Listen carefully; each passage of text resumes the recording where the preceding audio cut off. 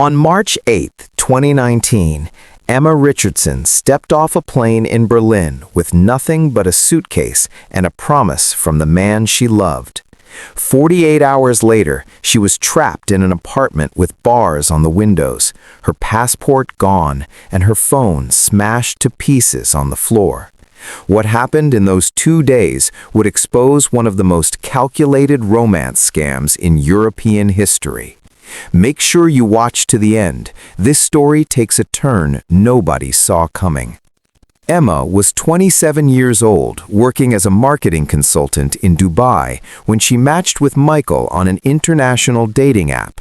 His profile showed a handsome man in his mid-30s standing in front of what looked like a successful tech startup office in Berlin.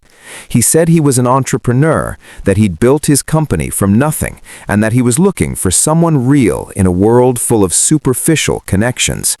Their first conversation lasted 4 hours. Emma told her roommate that night that she'd never felt so understood by anyone in her life. Michael asked about her childhood, her dreams, the things that scared her. He listened in ways that most men never did. Within 2 weeks, they were video chatting every single day. He'd call her during his lunch breaks, send her flowers to her office in Dubai, and text her good morning before she even woke up. Emma's friends warned her to be careful. They said meeting someone online was risky, that she barely knew him, that moving across the world for a man was insane. But Emma had always trusted her instincts, and every instinct told her that Michael was different. He wasn't like the other men she dated. He was thoughtful, vulnerable, open about his past struggles with anxiety and loneliness. He told her he'd been hurt before, that his ex-fiancée had left him for someone wealthier, and that all he wanted now was genuine love. 3 months into their relationship, Michael asked Emma to move to Berlin. He said he'd already looked at apartments for them, that he'd help her find work in the city's booming tech scene, that they could finally build the life they'd been dreaming about together. Emma's contract in Dubai was ending anyway. She had savings. She spoke decent German from college, and she was tired of long-distance love that existed only through screens. So on March 8, 2019, she boarded that flight. Michael was waiting at the airport with flowers and a smile that made her forget every doubt she'd ever had. He held her so tight she could feel his heartbeat. They drove through Berlin in his sleek black car, and Emma watched the city lights blur past the window, thinking about how much her life was about to change. But when they pulled up to the apartment building, something felt off. It wasn't in the trendy neighborhood Michael had described. The street was empty, industrial, lined with warehouses that looked abandoned. Michael noticed her hesitation and laughed it off. He said he'd moved recently, that this place was temporary until they found something better together. Emma wanted to believe him. She needed to believe him. The apartment was on the 4th floor, no elevator. The hallway smelled like mildew and something chemical Emma couldn't identify. When Michael opened the door, the first thing she noticed was how dark it was inside. Heavy curtains blocked out all the light. The furniture looked old, mismatched, like it had been pulled from different dumpsters. Michael said he'd been too busy with work to decorate properly. He poured her wine and ordered takeout, and they sat on the worn couch talking about their future. Emma tried to ignore the anxiety creeping up her spine. She told herself she was just exhausted from the flight, overwhelmed by the big life change. But when she asked to use the bathroom, she saw the bars on the window, thick metal bars bolted into the concrete. Michael said it was for security, that this neighborhood had break-ins. Emma nodded, but her hands were shaking as she washed her face. Before we continue, drop a comment and let us know where you're watching from. We love hearing from you. If you're new here, hit that subscribe button so you never miss our upcoming videos. That first night, Emma couldn't sleep. She lay next to Michael in the unfamiliar bed, listening to him breathe, and felt a fear she couldn't name. In the morning, Emma asked for her passport. She wanted to register with the local authorities like you're supposed to when you move to Germany. Michael said he'd take care of it, that he knew people at the immigration office, that it would be faster if he handled it himself. He kissed her forehead and left for work, locking the apartment door behind him from the outside. Emma heard the deadbolt click. She stood there for a full minute staring at that locked door before she tried the handle. It wouldn't turn. She was locked inside. Panic hit her like ice water. She ran to the windows, all barred. She grabbed her phone to call someone, anyone, but there was no signal. The apartment was a dead zone. Emma's chest tightened. She couldn't breathe.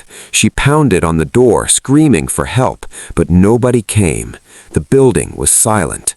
Hours passed. When Michael finally came home that evening, he acted like nothing was wrong.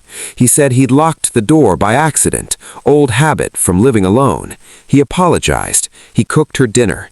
He held her while she cried and told her everything would be okay once she adjusted. Emma wanted to leave right then, but she had no passport, no phone service, no money in European currency, and no idea where she even was in Berlin. The next day, Michael left again. This time, she was ready. The moment she heard his footsteps fade down the hallway, she searched the entire apartment. She found her passport in a locked drawer in his desk. She also found 9 other passports, all women, all from different countries. Emma's blood went cold. There were photos, too, printed emails, documents with names and dates. Michael wasn't an entrepreneur. He wasn't even his real name. He was part of an organized trafficking network that lured women from abroad with fake romance, trapped them in apartments across Berlin, and sold them into forced labor or worse. Emma found a burner phone hidden in the kitchen. It still had charge. Her hands shook so badly she could barely dial. She called the German emergency number and whispered her situation, terrified Michael would come back any second. The operator told her to stay calm, to stay on the line, that officers were being dispatched. Emma hid in the bathroom with the phone pressed to her ear, listening to every sound in the building, praying she'd hear sirens before she heard Michael's key in that lock. 20 minutes later, she heard boots thundering up the stairs. Police broke down the door. Emma collapsed in the hallway, sobbing, barely able to explain what had happened.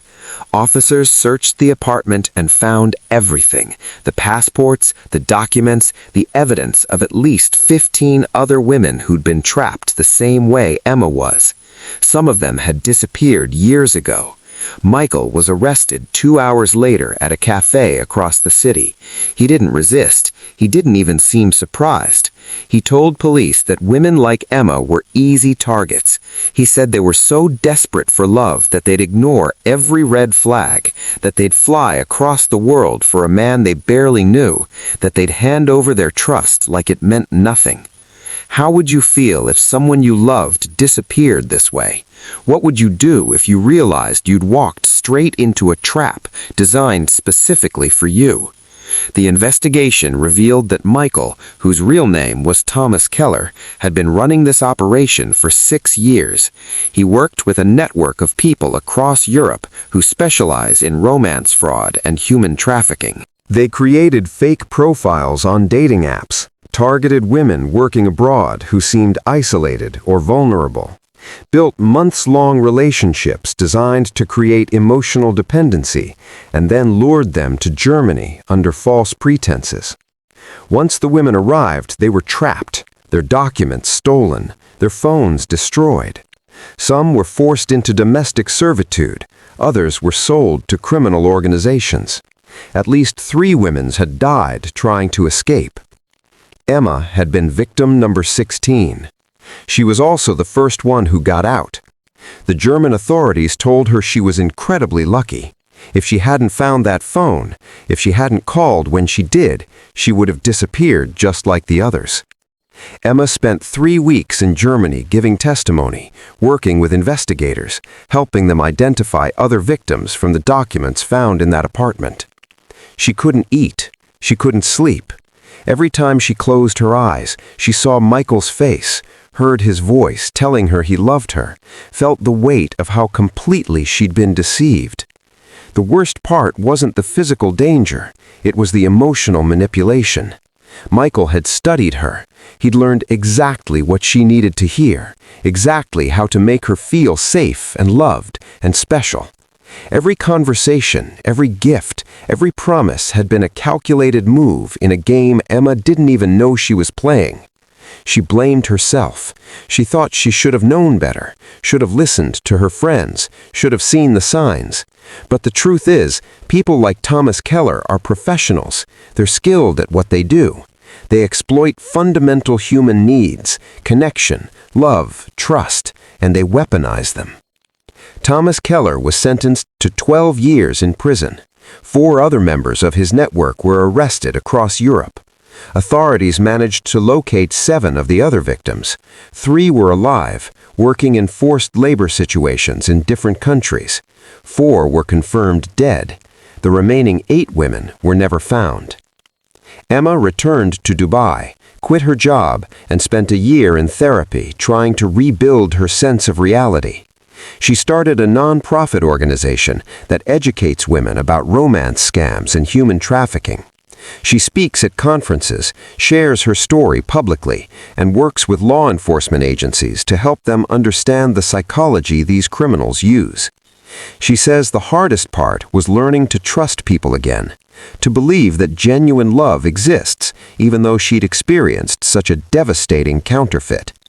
Her friends ask if she regrets moving to Berlin, if she wishes she'd never met Michael at all. Emma says no. She says that experience taught her something crucial about survival, about resilience, about the difference between being a victim and being a survivor. She says she's stronger now than she ever was before. Do you think you could recover from something like this? Could you forgive yourself for trusting someone who turned out to be a monster? Emma's story isn't unique. Thousands of people every year fall victim to romance scams that lead to trafficking situations. The Federal Trade Commission reported that romance scam losses exceeded $475 million in 2022 alone, and that number only represents reported cases. Most victims never come forward because of shame, because they blame themselves, because they can't bear to admit they were deceived so completely. But Emma wants people to know that falling for these scams doesn't make you stupid or naive. It makes you human. These criminals are experts at manipulation. They spend weeks or months building trust, creating emotional bonds that feel absolutely real. The warning signs seem obvious in retrospect, but in the moment, when you're falling in love, when someone is telling you everything you've ever wanted to hear, those red flags get rationalized away. Emma says the most important thing is education. Know the signs. Be skeptical of people who move too fast, who ask you to make big life changes quickly, who isolate you from friends and family, who create urgent situations that require immediate trust. Listen to the people who love you when they express concern, and remember that real love doesn't require you to abandon your safety or your common sense. Thank you for watching. If this story moved you, please share it with someone who needs to hear it. We'll see you in the next one.